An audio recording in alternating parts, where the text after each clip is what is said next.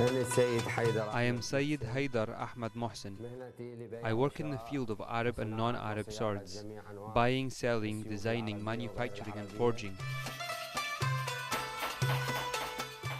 One day, a state official came to me and asked me for a gift he wanted to offer to the former president of the republic.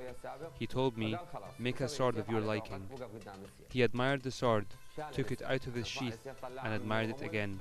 It is then that I gained a reputation in this field and became famous at the state level. The former Prime Minister is offering a sword to the US Defense Minister Rumsfeld. This is my sword, I made it. I do not have anything to do with politics. I do not belong to any political faction. I care about my work. I am proud of what I do. Under the previous regime, my production was under embargo. All my production was considered part of the heritage and could not be taken out of the country. Saddam's regime was according to me like a prison. Now it is like hell. We did not hear about Shias and Sunnis, or the X is Sunni and the Y is Shia. Undoubtedly, there are people who want to fuel strife and sectarian fighting between Sunnis and Shias. I left Iraq because of the conditions it is going through. For instance, there is no fuel, no gas, and no electricity for 3 or 4 days.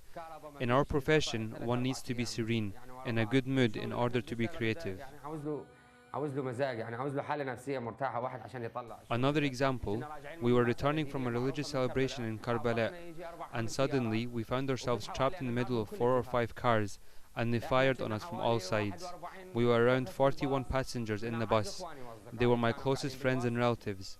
16 of them were killed. It was something we would not wish anyone to witness. It was so hard. 4 bullets hit me.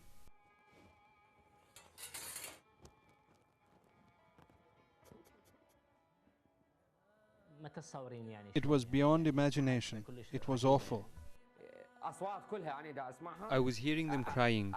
Then I was hearing their voices fading out one after the other. Mahmoud was a young boy working for me. He was a kid, seeing the blood everywhere, glass being shattered. He broke the window, jumped and ran away. He wanted to save himself, but they followed him and hit him. They followed him, but he fell and acted as if he was dead. Maybe God wanted him to live. They wanted to follow him, but one of them said, "Leave this one, he is dead." I swear to God the greatest, that what we witnessed in Iraq was so bad that we asked God to save everyone from similar awful incidents, even the Jews and the apostates. We were suffering morally during that time. I was suffering because I was worried about my kids. When the Americans arrived, life was nice.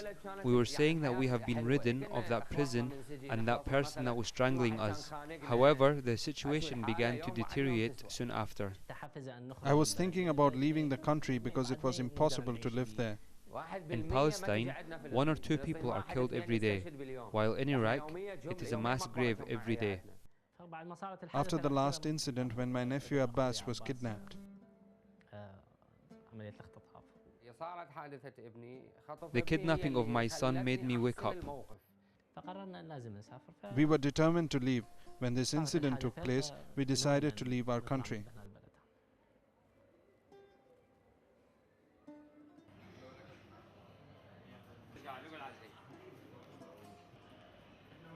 One man called me and said, "Do not look for Abbas.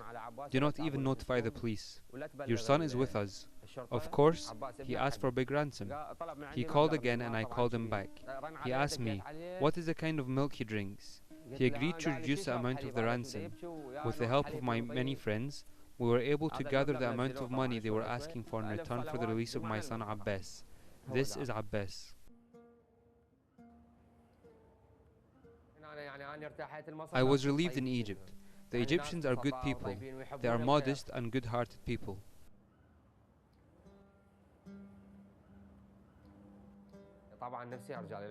Of course, I would like to return to Iraq, but I do not know when and how.